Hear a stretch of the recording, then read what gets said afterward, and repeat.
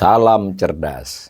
Ibu, bapak, saudara-saudara yang saya hormati, sesi membacakan cuitan saya, Awali Rizky, kali ini akan membacakan 3 cuitan di platform X atau Twitter. Yang 2 saya tweet hari ini, yang satunya agak lama 2 bulan yang lalu, tapi topiknya beririsan. Nah, pagi tadi saya mencuit kurang lebih begini, simpanan masyarakat dalam kurung DPK di Bank Umum. Jadi simpanan masyarakat di Bank Umum itu biasa juga disebut dengan dana pihak ketiga atau DPK. Ya, DPK itu terdiri dari 7 kelompok tiring namanya menurut kategori yang dilakukan oleh lembaga penjamin simpanan LPS ya. Nah, data dari LPS ini lah yang saya pakai di cuitan ini. Nah, total simpanan kelompok terbawah dari 7 kelompok tadi, yang terbawah adalah simpanan yang kurang dari sampai dengan 100 juta rupiah per rekening. Jadi ya bukan per orang tapi per rekening. Nah, jadi kalau satu orang punya beberapa rekening ya kategorinya adalah kategori rekening. Nah, nilai dari simpanan di bank, simpanan masyarakat ya, bukan simpanan bank. Masyarakat ini ya bisa personal, bisa perusahaan korporasi, bisa juga institusi. Pokoknya selain dari simpanan bank lain kepada satu bank, itu disebut dana pihak ketiga. Nilainya 1076 triliun. Ini data sampai dengan akhir November 2024, 30 November, jadi baru ya. 1076 triliun itu merupakan porsinya adalah 12,23% dari total simpanan DPK. Nah, yang nilainya terbesar atau terbanyak sebenarnya adalah kelompok teratas. Jadi kelompok simpanan yang per rekeningnya, tiap rekeningnya minimal lebih dari 5 miliar rupiah sampai berapapun, mau ratusan miliar tidak soal. Nah, nilainya 4.734 triliun atau 53,78%. Gitu.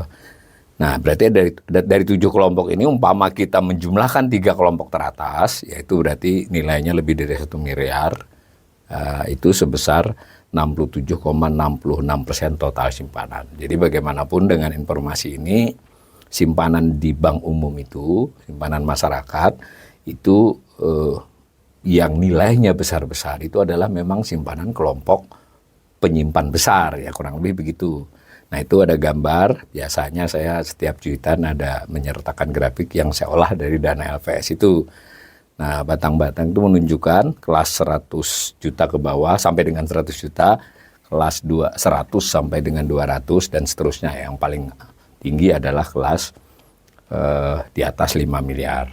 Nah, kemudian di antara komentar itu ada yang nanya, kelompok di atas 5 miliar rupiah itu apakah termasuk dengan institusi kah? Saya jawab, dana pihak ketiga kategori dari LPS itu ya termasuk perorangan, institusi ini lembaga maksudnya di luar perusahaan maupun perusahaan korporasi. Namun dari berbagai info tidak diinfokan dalam terbitan LPS ini, tapi kita bisa baca laporan-laporan secara umum dari LPS maupun dari Bank Indonesia, itu perorangan tetap yang terbanyak. Ini agak di luar dugaan mungkin ya, sekitar 60% dari simpanan masyarakat itu atas nama perorangan, bukan lembaga dan korporasi. Nah, institusi tadi umpamanya pemerintah daerah, pemerintah pusat atau menteri kan juga ada punya simpanan-simpanan dengan arti kan dia bisa giro, bisa deposito, bisa tabungan. Kalau pemerintah mayoritas ya giro karena dia dipakai untuk alat pembayaran, tapi kecil, tidak besar gitu maksudnya kalau secara total ini. Korporasi cukup besar. Nah, dan penting juga kita menalar, meskipun tidak diinfokan secara langsung oleh LPS, tapi kan penalarannya ya korporasi-korporasi besar itu ya pemiliknya ya yang punya simpanan perorangan itu kan, kurang lebih begitu nalarnya. Nah, ini ada komentar belum termasuk yang nimbun aset di bawah kasur dan aset yang disimpan di luar negeri ya, saya tidak komentar ya, enggak. Ini data-data simpanan di Bank Umum Indonesia. Nah, kemudian beberapa jam kemudian saya mencuit lagi ya, tadi jam 1 siang tadi. Ini saya tulis simpanan masyarakat di bank umum per Oktober 2024. Jadi saya pakai datanya Oktober ini karena yang November tadi data umum, data detail-detailnya banyak masih sampai Oktober ya, 31 Oktober. Kembali kelompok terbawah, yang terbawah tadi itu 1066 triliun tadi data November ya. Nah, yang saya ingin sodorkan di cuitan ini adalah dia dibandingkan dengan Oktober 2014. Ya, saya tidak menulis di cuitan ini soal era Pak Jokowi karena terbatas kan karakternya. Tapi sekaligus saya informasikan ya, maksud saya berarti ketika Pak Jokowi dilantik 20 Oktober, ya kita anggap data akhir Oktober. Kemudian pada saat beliau turun secara konstitusional tanggal Oktober 2024 selama 10 tahun, apa yang terjadi pada kelompok terbawah di bank umum itu meningkat. Jadi total simpanan yang 100 juta ke bawah itu meningkat kurang lebih 80%. Nggak sampai 2 kali lipat, kira-kira begitulah. Nah, sementara kelompok yang teratas dari 7 kelompok ya, yang 5 miliar itu mencapai 4.645 triliun. Atau menjadi 2,5 kali lipat dibandingkan Oktober 2014. Nah, kalau digambar, saya selalu hampir selalu ya, memuat grafik itu tampak yang orange adalah perkembangan nilai kelompok tiring teratas yang di atas 5 miliar, yang biru adalah kelompok tiring pertama yang terbawah, yang teratas tiring 7 ya, kelompok 7, itu lebih landai. Kan nggak usah tahu angka pun dari gambar, ya jaraknya, ketimpangannya itu melebar. Itu yang saya maksud ketimpangan dari sisi simpanan melebar. Dari sisi nilai ya.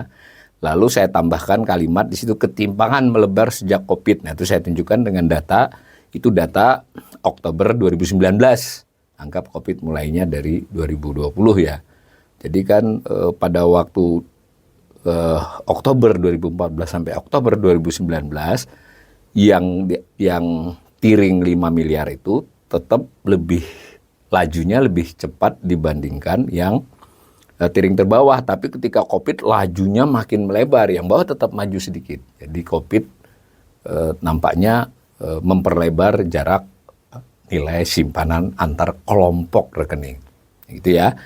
Nah, 2 bulan yang lalu saya sudah melakukan cuitan yang isinya terkait dengan hal ini juga, tapi dari sudut pandang lain. Nah, itu saya katakan ini 24 Oktober 2024, jadi 2 bulan yang lalu ya. Itu datanya otomatis waktu itu belum se-update yang ini. Tapi saya sudah periksa, datanya tidak banyak berbeda. Nah, pada waktu itu saya tulis begini, kelompok simpanan masyarakat di bank umum bernilai kurang dari 100 juta rupiah, berarti tiring atau kelompok pertama ya, kalau dari 7 tingkatan itu.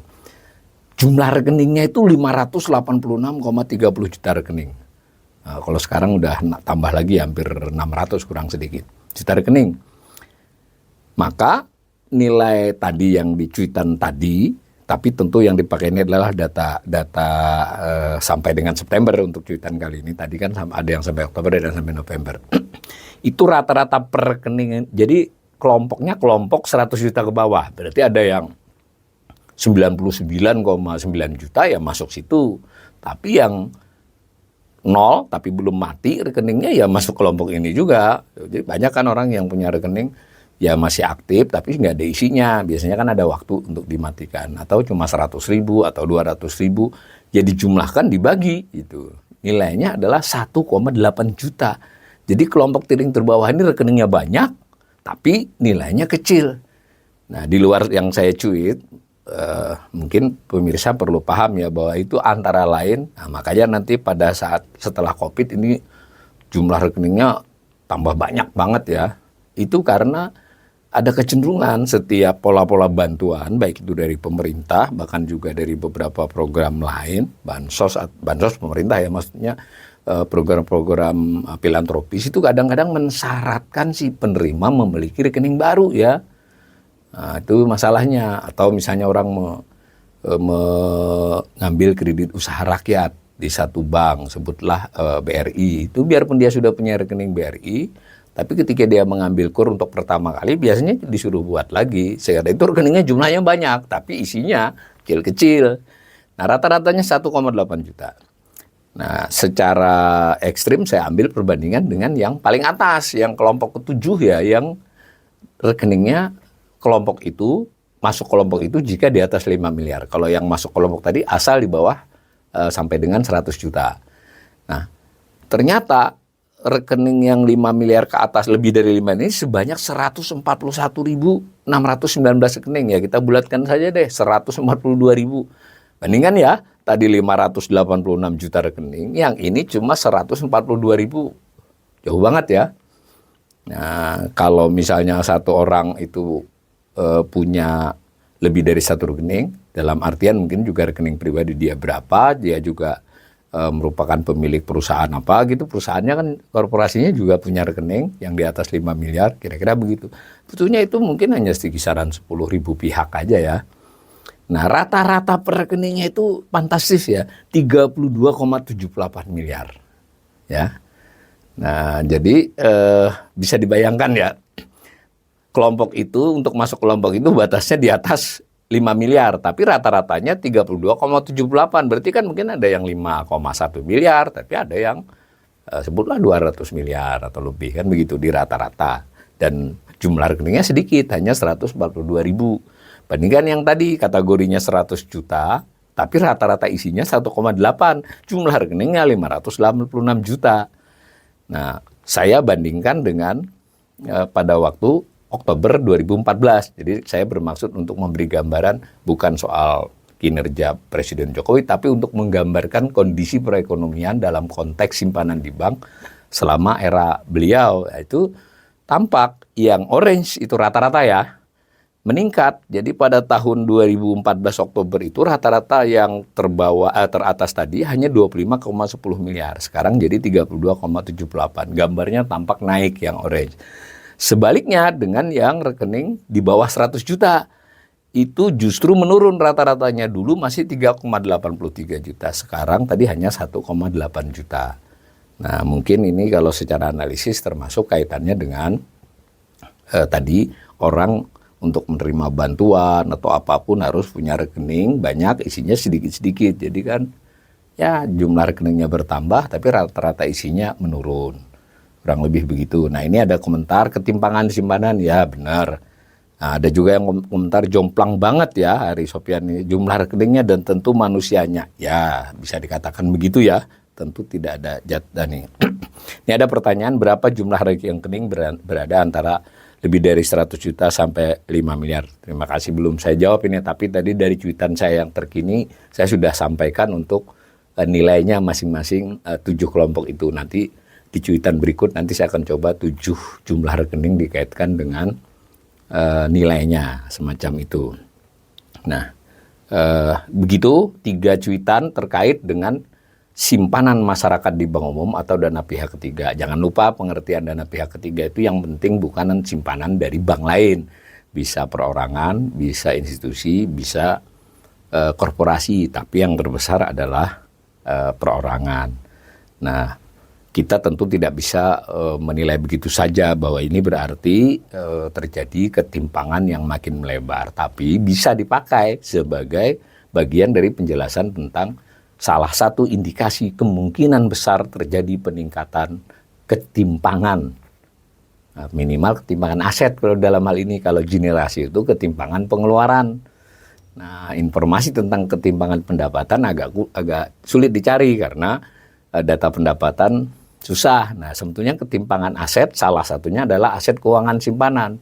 Ada informasi lain juga misalnya tentang aset ketimpangan kepemilikan lahan, berarti kan khusus petani. Mudah-mudahan cuitan saya bisa diikuti oleh para pemirsa. Jangan lupa ini cuitan di akun Awali Rizky di Twitter, itu ya insya Allah rata-rata tiap hari saya 1 atau 2, hanya sesekali libur.